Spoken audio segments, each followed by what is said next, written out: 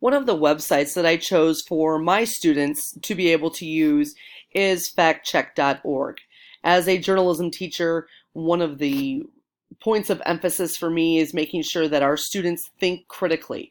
I want them to be able to look at a story and be cynical enough to question, is this true? And then know where to go to find it out. I think that a lot of times we already have our preconceived notions about what is true and what is not. And what I want them to be able to do is to make that decision based on their own research.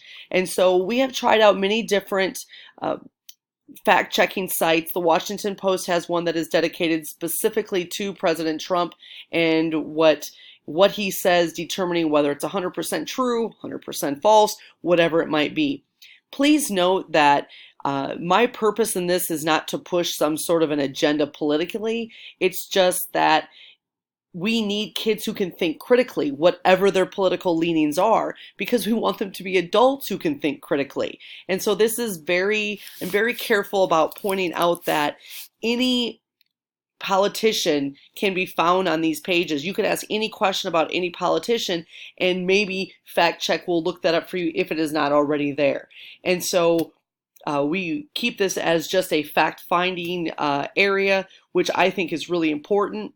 And so when I look at the standards that I've used for this, I look at it from a teacher perspective of my goal is to inspire my students to positively contribute to and responsibly participate in the digital world.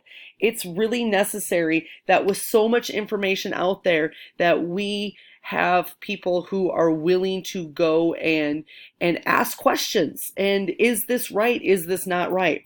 Also, another standard that I looked at was facilitating learning with technology to support their achievement. I want these kids to be able to understand what it takes to be a journalist and to be unbiased, and then also most of my students don't go on to become journalists, but they do go on to live in this world where I want them to be able to figure things out.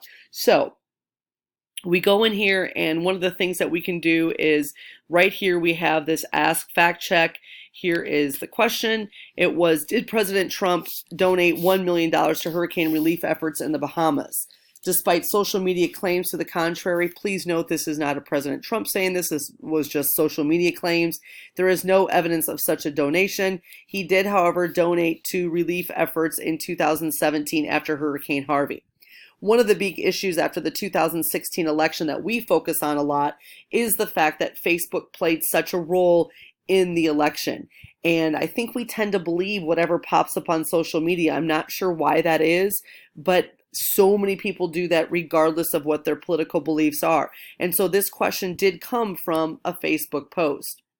So again, there's other fact-checking sites out there that students can use that I think are very helpful. Snopes.com is one of them. We actually used that for looking up a story that we had discovered where a woman had told about her son learning that slavery was about migration.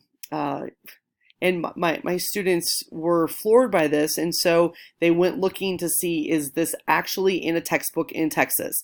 And Snopes.com was able to help them find out that, why, yes, it was. There is an archive here too that you can go to, and again, asking your own questions. And they do go really in depth on this. Twice in the last 5 weeks, for instance, on this one, Joe Biden has claimed that despite voting to authorize military force against Iraq in 2002, he exposed it from the moment it began. That's not accurate, and Biden now says he misspoke. So it's been fact-checked. And so, again, a very positive thing for our students or their parents, their family members to check out as well. I think it is unbelievably helpful, and there's a lot of different areas that you can go into to really determine what sort of information you want to discover.